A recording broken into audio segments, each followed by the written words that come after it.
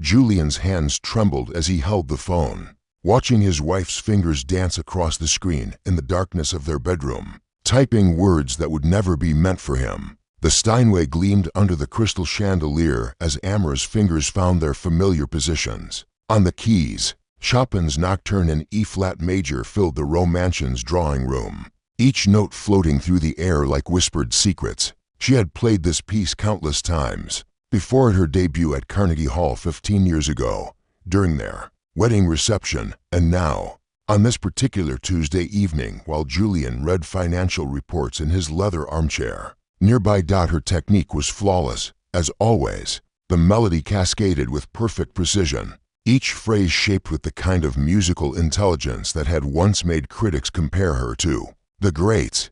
But tonight, like so many nights before, her heart wasn't in the music. It was somewhere else entirely, with someone else entirely.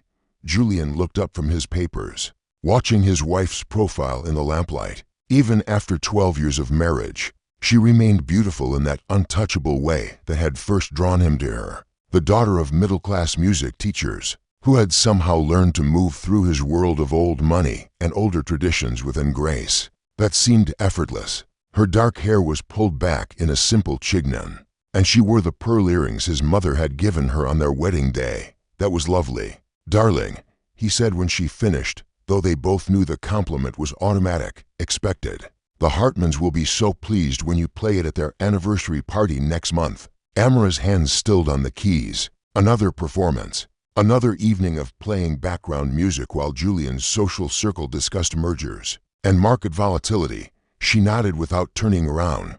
Of course, her phone, resting on the piano's music stand, lit up with a message. Julian caught the brief smile that crossed her face as she read it. A smile he hadn't seen directed at him in years. It was the kind of smile that suggested secrets, the kind that made her eyes soften in a way that once would have been reserved for him alone. "Work?" he asked, though he knew it wasn't. Amara barely taught anymore, just a few advanced students at the conservatory, and none of them would be texting her at 9 in the evening. "Just confirming tomorrow's lesson," she replied, her fingers already moving to respond. The lie came so easily now, as natural as breathing. Julian pretended to return to his reports, but he watched her reflection in the window behind the piano, saw the way her entire posture changed as she typed, more alive, more present than she'd been during the entire Chopin Nocturne. Later that night, as Julian brushed his teeth in their marble bathroom, he could hear Amara in the bedroom, speaking in low tones. When he emerged, she was already under the covers, her phone face down on the nightstand, pretending to read a novel she'd been reading for 3 months. "Good day tomorrow?" he asked, settling beside her with the careful distance that had somehow become their normal. She murmured, not looking up from pages she wasn't actually seeing. "You?"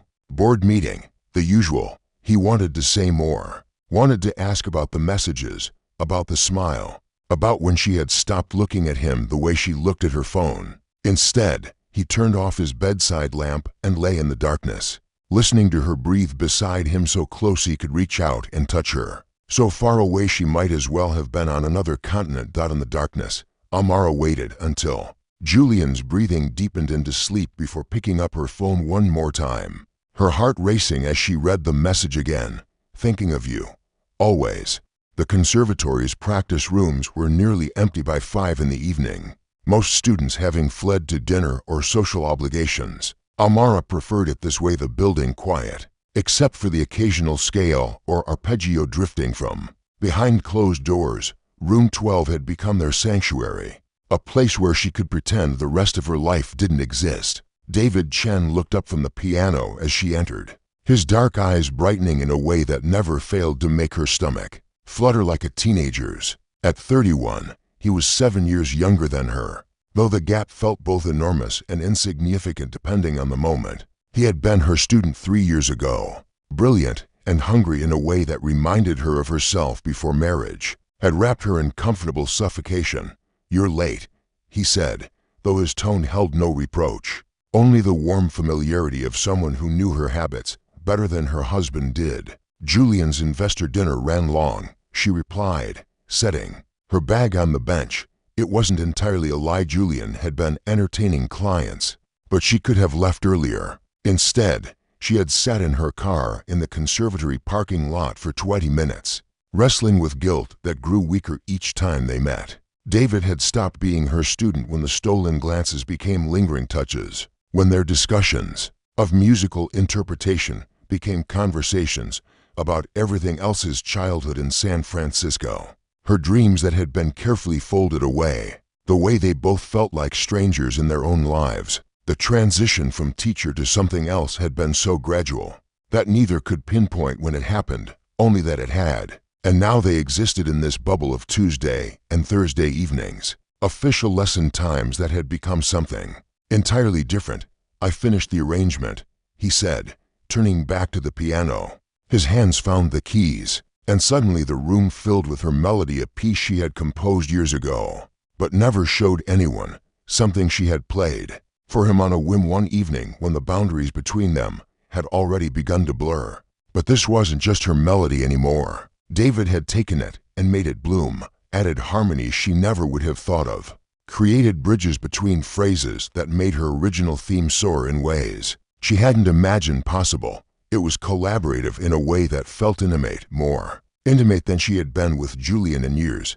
David, she whispered, moving to stand beside the piano bench. It's beautiful. He looked up at her, and she saw herself reflected in his eyes, not Julian's wife, not the perfect accessory to a banking fortune, but simply Amara, the woman who still dreamed of performing on stages that mattered, who still felt music in her bones, who still believed that art could change something fundamental about the world. Play it with me, he said, scooting over on the bench.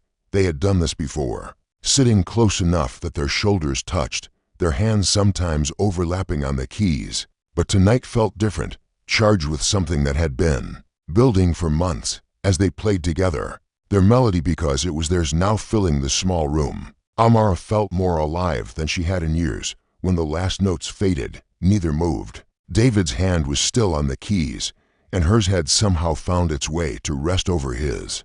The silence stretched between them, full of everything they hadn't said, everything they couldn't say. Amara, he began, but she shook her head. Don't, she whispered, not yet, because once they said it out loud, once they acknowledged what was happening between them, there would be no pretending it was just music lessons, just friendship, just two people who understood each other's artistic souls. There would be consequences, decisions, a reckoning with the life she had built and the woman she had become within it. Her phone buzzed against the piano. A text from Julian. Home when you're ready. Left dinner in the oven. The real world crashed back in, reminding her of pearl earrings and board meetings and a husband who tried so hard to love her in all the ways he thought she wanted. She pulled her hand away from David's, the spell broken, but not forgotten. I should go, she said, gathering her things with hands that weren't quite steady. Thursday? He asked, and she heard the question behind the question. Thursday, she confirmed, and walked out into the hallway where her footsteps echoed against the empty walls. The Whitmore estate glittered with the kind of understated elegance, that old money-perfected crystal that had been in families for generations, silver that told stories of previous centuries, flowers ranged with studied casualness that probably cost more than most people's monthly salary. Amara moved through the crowd with the practiced grace of someone who had learned to perform in more than just musical venues. Julian's hand occasionally touching the small of her back in a gesture that looked affectionate from the outside. The Steinway Foundation Gala is next month, Margaret Whitmore was saying, her diamond earrings catching the candlelight. Amara, you simply must play. Everyone still talks about your performance at the Morrison wedding. Amara smiled and nodded, the response automatic after years of these conversations. She would play. Of course, she always played. Background music for people who heard notes but never listened to the music, who applauded politely and then returned to their conversations about vacation homes and charity board politics. I'd be delighted, she replied, taking a careful sip of wine. Across the room, she caught sight of Julian deep in conversation with several other men, their faces serious as they discussed whatever deals were currently consuming the financial district. He looked handsome in his tailored tuxedo, distinguished in the way that comes with good breeding and better tailoring. And she felt the familiar pang of something that might have been affection or might just have been habit. Her phone vibrated in her clutch, a message from David, thinking of you in your other world. The words sent warmth through her chest, a reminder that someone saw her, really saw her, even when she was playing the role of Julian's perfect wife. She typed back quickly, "Wish you were here to rescue me from the small talk. I could always cause a scandal," came his reply, followed by a winking emoji that made her smile despite herself. Mrs. Rowe, she looked up to find Thomas Hartman standing beside her, wine glass in hand. "I was just telling my wife how fortunate we are to have such a talented pianist in our circle. Julian's quite lucky. Thank you," she replied, slipping her phone back into her clutch. "Music has always been my passion, and now you're sharing that passion with the next generation, I hear. Julian mentioned you're still teaching at the conservatory." Something in his tone made her look at him more carefully. Thomas Hartman was Julian's golf partner, a man who made his living reading people and situations for profit. His expression was pleasant enough, but there was something calculating in his eyes that made her stomach tighten. "Just a few advanced students," she said carefully. "It keeps me connected to the music world. Of course, that young composer Chen, isn't it? I believe I've heard his work. Quite promising." He took a sip of wine, watching her over the rim of his glass. "Julian mentioned you've been mentoring him. How generous of you to give so much time to his development." The words were innocent enough, but the implication wasn't. Amara felt heat rise in her cheeks and hoped the wine would explain any flush. "David is very talented. I believe in supporting emerging artists." Naturally, Thomas smiled, but it didn't reach his eyes. "Well, I should find my wife before she spends our children's inheritance at the silent auction. Lovely to chat with you, my dear." He moved away, leaving Amara standing frozen in the middle of the elegant crowd. Did he know? Had someone seen them together?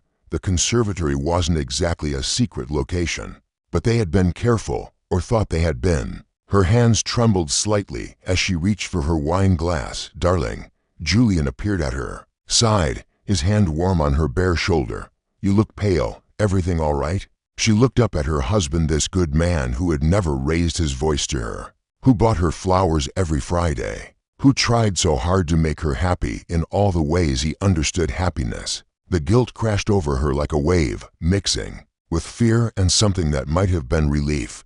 "Just tired," she said, leaning slightly into his touch. "It's been a long week. We can leave early if you'd like," he offered, and she heard the genuine concern in his voice. "I've made the necessary appearances." "No, it's fine.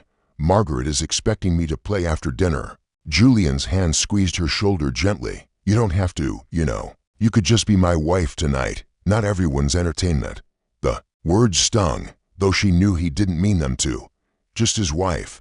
As if that was something small, something less than the musician she was. As if the hours she spent at the piano, the students she taught, the music that lived in her bones, were just hobbies to fill time between social obligations. "I want to play," she said, and realized it was partially true. Tonight, she wanted to play something real, something that mattered, even if no one in this room would truly hear it. Julian's study was a temple to masculine tradition, leather-bound books that had been his father's, and his father's father's, a globe bar that held whiskey older than some nations, photographs of handshakes with men whose names appeared on buildings downtown. But tonight, as he sat behind the mahogany desk that had witnessed 3 generations of Rowe family decisions, he felt like an imposter in his own sanctuary. The private investigator's report lay open before him, 8 pages of carefully documented evidence that his wife was having an affair, not just any affair, a passionate, ongoing relationship with her former student, David Chen, complete with dates, times, and locations, the conservatory practice rooms, a small cafe near the university, once, brazenly, at the Fairmont Hotel downtown while Julian was in meetings 3 blocks away. He had hired the investigator not because he wanted proof, but because he had hoped to be wrong. For months, he had noticed the changes: Amara's distraction, her sudden animation when her phone buzzed, the way she had started wearing perfume to her lessons. He had told himself it was paranoia, the product of a mind trained to see patterns and risks in financial markets, but the evidence was undeniable, documented with the kind of thoroughness that left no room for wishful thinking. The photographs were the worst part, not because they were explicit, they weren't, but because they showed something Julian hadn't seen in years. Amara genuinely happy, in the conservatory parking lot, laughing at something David had said, walking together through the university campus, her hand briefly touching his arm, sitting in the cafe window, leaning forward with the kind of focused attention she used to give Julian. When they were first married, she looked alive in these pictures, more alive than she had looked in their own home in recent memory. Julian closed the report and walked to the window overlooking their garden. The roses Amara had planted their second year of marriage were blooming, carefully tended by their gardener, because she had lost interest in nurturing them herself. Or perhaps, he reflected bitterly, she had simply redirected her nurturing elsewhere. The sound of the front door opening interrupted his thoughts. Amara was home from her Thursday evening lesson, which according to the report had actually been 2 hours at David's apartment. Julian heard her heels on the marble foyer, then her voice calling up the stairs, "Julian, I'm home." In the study, he called back, his voice sounding normal despite the turmoil in his chest. She appeared in the doorway moments later, still wearing the black dress she had chosen for her evening out, not the practical clothes one might wear to teach piano, but something that made her look younger, more vibrant. Her cheeks were flushed, her eyes bright with the kind of contentment that used to come after their own evenings together. "How was your lesson?" he asked, turning from the window. "Fine," she replied, the light coming so easily it was almost artful. "David's preparing for a competition. We worked on interpretation mostly." Julian nodded, studying his wife's face. She was good at this deception, had probably been practicing it for months, but he could see the guilt buried beneath the surface satisfaction, the way her eyes didn't quite meet his when she spoke about David. "Amara," he said quietly, "we need to talk." Something in his tone made her freeze. The color drained from her cheeks, and her hand instinctively moved to her purse, as if protecting the phone that connected her to her other life. "About what?" He gestured to the chair across from his desk, the same chair where she used to sit while he worked late, keeping him company with a book or her tablet. She hadn't done that in over a year. "Please, sit." She remained standing, her body tensed as if ready to flee. "Julian, what's wrong?" "I know," he said simply. "About David.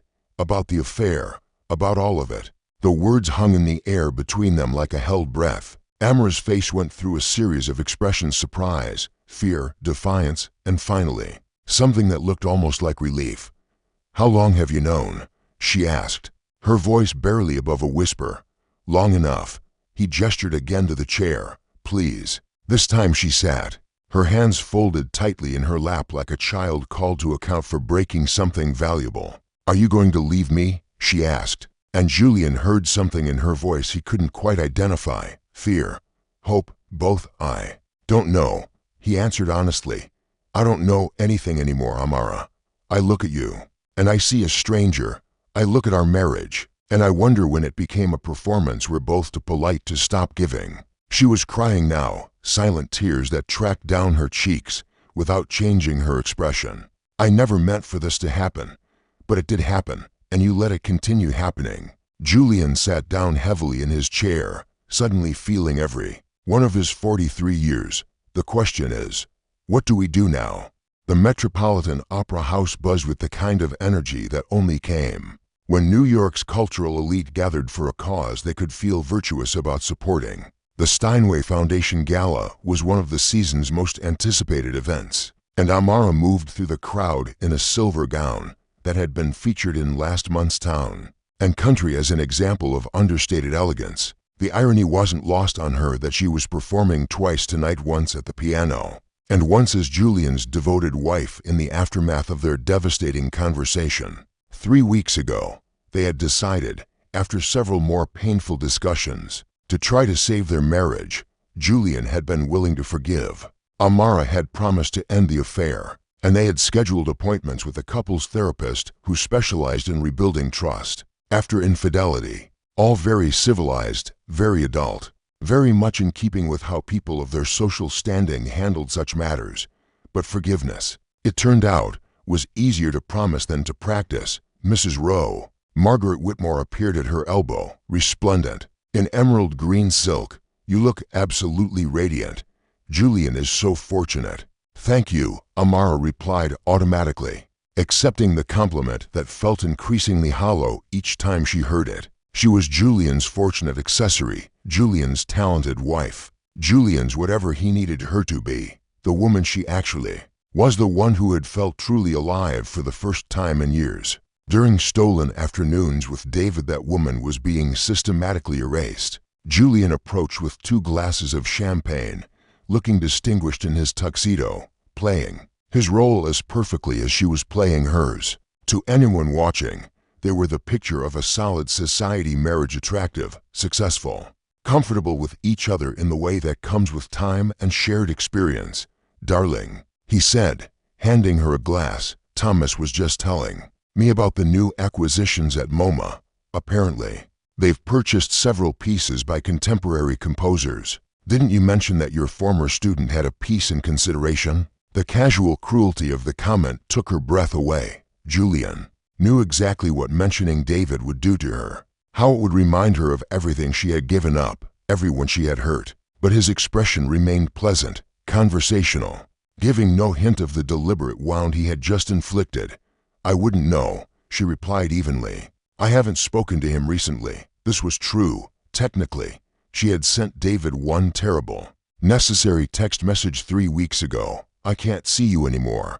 Please don't contact me. She had deleted his response without reading it, had blocked his number, had avoided the conservatory entirely. The silence felt like a death, but it was the price of keeping her marriage intact.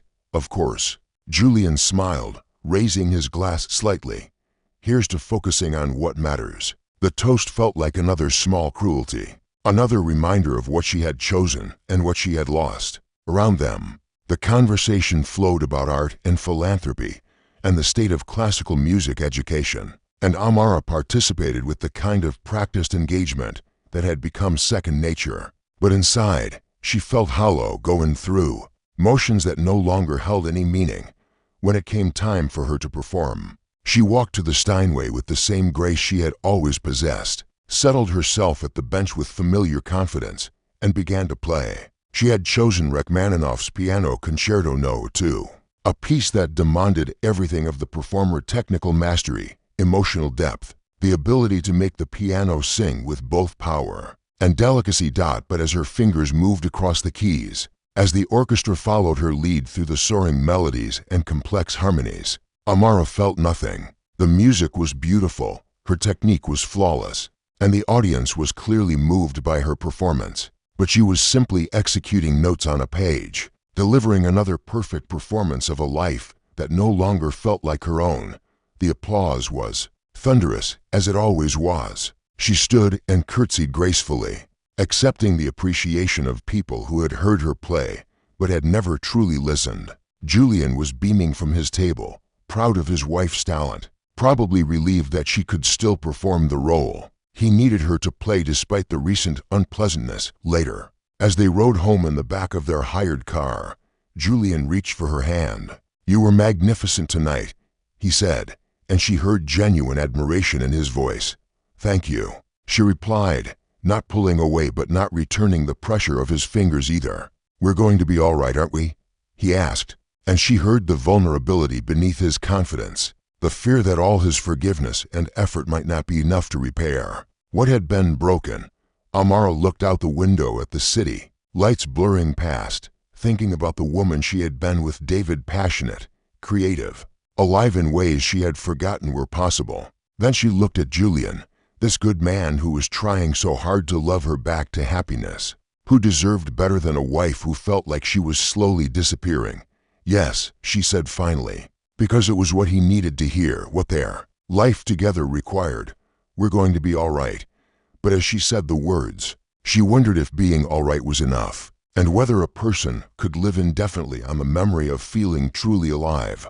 6 months later, Amara stood in the powder room of the Carlisle Hotel, reapplying lipstick that didn't need touching up, checking her reflection in a mirror that showed her exactly what she expected to see, the perfect banker's wife, elegant, in navy blue silk, diamond tennis bracelet catching the light, every hair in place, outside. The annual Children's Hospital benefit was in full swing. Another evening of performances, hers at the piano, theirs in the elaborate theater of high society charity. The therapy sessions had helped in their way. She and Julian had learned to communicate better, to acknowledge each other's needs, to rebuild intimacy through scheduled date nights and plan conversations about their future. Dr. Morrison had praised their progress, their commitment to the work of marriage, their willingness to grow beyond the crisis that had nearly destroyed them. But growth, Amara had discovered, could feel remarkably like suffocation when it happened in such a carefully controlled environment. Her phone sat silent in her clutch, as it had for months now. She had successfully purged David from her digital life, though she couldn't purge him from her thoughts. Sometimes she found herself wondering if he had gotten the MoMA commission, if he was still composing, if he ever thought about their Tuesday and Thursday afternoons in practice room 12. She had heard through mutual acquaintances that he had moved to Berlin, accepting a residency with a prestigious music foundation. The news had hit her like a physical blow, the finality of it confirming that whatever they had shared was truly over. Julian was trying so hard. Flowers appeared more frequently, dinner reservations at restaurants she had mentioned liking, weekend trips to places they used to enjoy. He listened when she spoke about music, asked thoughtful questions about her students, even suggested she might want to apply for a position with the Philharmonic's education program. All the things a good husband should do, all the ways a good husband should support his wife's interests, but support wasn't the same as understanding. And Julian's version of her interests was carefully sanitized, domesticated, made safe for their shared life. When she mentioned missing the creative collaboration she used to have with her students, he suggested she host salon concerts in their home. When she talked about wanting to perform more challenging repertoire, he offered to sponsor a recital series. Everything filtered through his world, his connections, his understanding of what her life should look like. A soft knock on the powder room door interrupted her thoughts. "Mrs. Rowe, they're ready for your performance." "Coming," she called, taking one last look at her reflection. The woman in the mirror looked composed, successful, everything a woman in her position should be. But behind her eyes, Amara saw something else, a flicker of the person she used to be, or maybe the person she might have become in a different life. The ballroom was elegant in that timeless way that expensive hotels had perfected. Crystal chandeliers, casting warm light over tables full of people who had made supporting children's medical care fashionable. She took her place at the piano, a beautiful Bessendorfer that had been donated specifically for the evening, and began to play Chopin's Ballade No. 1, a piece that demanded both technical precision and emotional vulnerability. As her fingers found the familiar passages, as the melody soared and whispered and demanded attention from the conversing crowd, Amara felt the same emptiness that had become her constant companion. Beautiful music, delivered beautifully, received politely by people who appreciated the idea of culture more than culture itself. But then, in the middle of the piece's most demanding passage, she saw him. David stood near the back of the ballroom, partially hidden behind a pillar, wearing a black tuxedo that fit him better than the casual clothes she remembered. He looked older, more polished, success agreeing with him in ways that made her heart skip beats she had trained it to forget. Their eyes met across the crowded room, and for a moment, the music faltered, just a barely perceptible hesitation that probably no one else noticed, but which felt to her like the earth shifting on its axis. She finished the piece on autopilot, muscle memory carrying her through the final passages while her mind reeled. What was he doing here? How was he here? Had he come specifically to see her? Or was his presence just one of those cruel coincidences that life sometimes delivered without warning? The applause washed over her as she stood to acknowledge it, but her eyes kept finding David in the crowd. He wasn't applauding, just watching her with an expression she couldn't read from this distance: regret, longing, or maybe just the polite attention of someone who had once known the performer. Magnificent as always, Julian appeared at her sighed as she stepped away from the piano, his hand warm and possessive on her back. "Though you seemed a bit distracted during the middle section. Everything all right?" She looked up at her husband, this man who knew her habits and moods better than anyone, who could read the smallest changes in her performance, who cared enough to notice when something was wrong. The guilt crashed over her again, fresh and sharp as the day she had first seen David's name in her phone.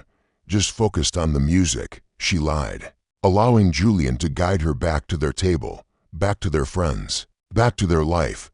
But even as she smiled and accepted compliments, even as she engaged in conversation about the evening's success and the important cause they were supporting, part of her attention remained fixed on the spot where David had been standing. When she looked again, he was gone, vanished back into whatever life he had built in Berlin, leaving her to wonder if she had imagined the whole encounter. Later that night, after they had returned home to their perfectly appointed house, after Julian had fallen asleep with his hand resting on her hip in a gesture of unconscious claim, Amara lay awake staring at the ceiling. The silence felt different tonight, charged with possibilities that terrified and thrilled her in equal measure. She reached for her phone, muscle memory guiding her to the number she had blocked months ago. Her finger hovered over the screen, trembling with the weight of everything one phone call could destroy or resurrect. Outside, the city hummed with its endless energy, full of people making choices that would change their lives in ways they couldn't predict. Finally, she typed a single message: "I saw you tonight." The response came within minutes: "I never left." Amara closed her eyes, Julian's steady breathing beside her a reminder of everything she had to lose. David's words on her screen a reminder of everything she had already lost. In the darkness of her perfect bedroom, in the silence that had become both sanctuary and prison, she whispered the truth she had been trying to deny for months. "He still doesn't see me, and maybe I like that." In a world where we're expected to choose between security and passion, between duty and desire, between who we are and who others need us to be, what would you have done in Amra's position? Is it possible to honor both the commitments we've made and the person we've discovered ourselves to be? Or are some choices inevitably destructive? No matter which path we take,